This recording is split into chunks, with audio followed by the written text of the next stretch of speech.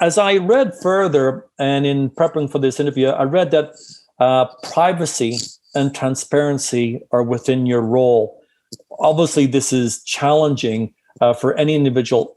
Could you help our audience to understand how you bridge or how you navigate it between the two without locking down too much or giving too much transparency away?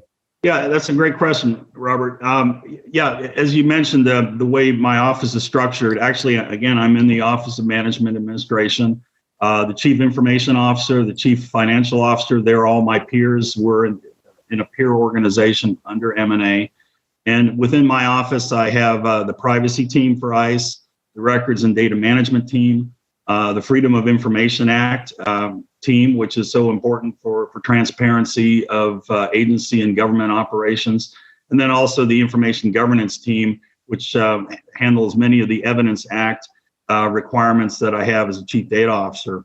And, there's a balancing act of maintaining privacy and then, but also being transparent. And you have to ensure that personally identifiable information isn't inadvertently released, it's protected. But that's really even across the board in so many different mission areas, critical infrastructure information for our emergency management teams and other types of information. So, we have a very structured privacy process that the department has established following what we call fair information practice principles.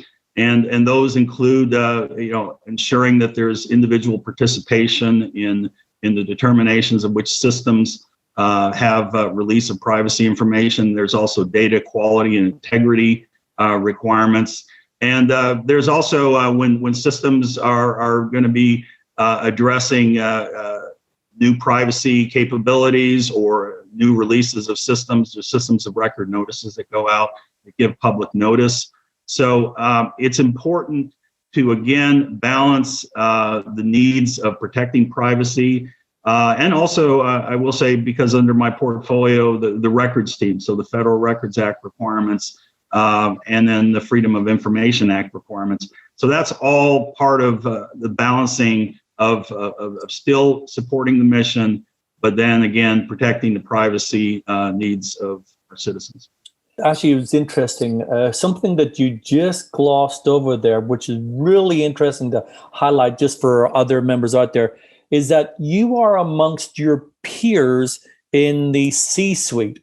So you actually are a peer not reporting to a C-suite, which is definitely something that some CDOs find themselves reporting to a C-suite, but you are actually in that C-suite. You actually have the seat at the table. So that's good to hear. It's something I just noticed at the beginning when you made your response there. Another area that falls under your purview is compliance. Tell me, with all the compliance requirements for your particular department for the federal government, how do you stay on top of it? Well, Robert, ICE has over 400 federal statutes that govern and regulate our operations. Title 8, which is the Immigration and Nationality Act, Title 18, Crimes and Criminal Procedures, Title 19, Customs Laws, Title 20, Controlled Substance, Title 50, National Defense and Intelligence.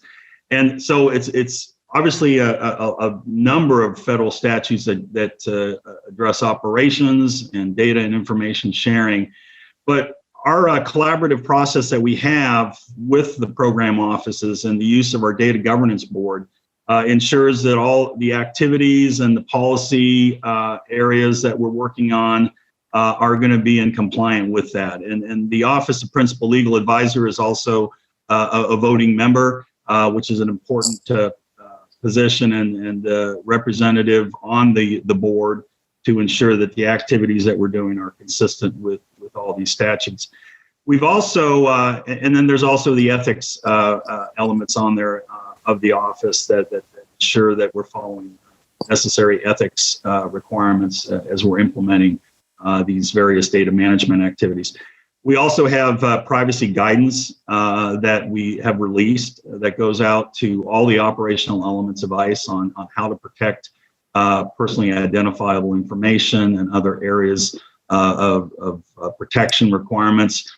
We're also looking at commercial data guidance that addresses the use of biometrics and positioning, navigation, and timing, social media. So developing some of these guidelines so that it can be a relatively adept copy of guidance that our operators and our policymakers and program managers can use. And then it also references some of the other areas should they go into looking at Privacy Act requirements and other types of documentation. So really trying to make sure that we have guides that don't require you to have to always look at the entire federal statute. That's what we have our legal advisors that are there for. But then to pull that in so it's a readily referenced document for guiding activities. Ken, thanks. It certainly seemed to be fully comprehensive. And what I loved there was the fact that your legal advisors were also a voting member of the Data Governance Board. So kudos to the DHS and ICE for doing that. One of the things you mentioned right at the beginning is you got over 20,000 employees, and obviously data talent is an interesting area. And we've heard from several CDOs that there's definitely a common theme into recognizing the importance of developing data talent within the organization. In fact, I believe it's also something that is still a focus within the department. Can we ask, how's it been working out for the department? What's your thoughts on that? Well, hiring talent is definitely a challenge. And I think it's a challenge in many sectors of society. I've had the opportunity and the privilege to be in the military and to work in the public sector and the private sector. And, there are competing requirements, and there is competition across the different sectors because you're looking for getting the best talent for the needs of either your government agency or your company or your organization, what have you. I feel that public service is a high calling, and I'm very happy to be back with the government again after working again in the military and the private sector. But there is high demand for skills out there, and unique skills for the type of areas that we're talking about with data management and data analytics can be challenging. When I was an information technology professional, I enjoyed being able to see the blinking lights, the networks at work, and support and having the help desk processes help our customers get good communications and telecommunications capabilities. But then now we're in the policy area. We're in more of some of the program management areas that are addressing policy guidance, and so sometimes that can be a draw away from wanting to work in the policy areas. If you still want to be operational, you still want to be close to technology.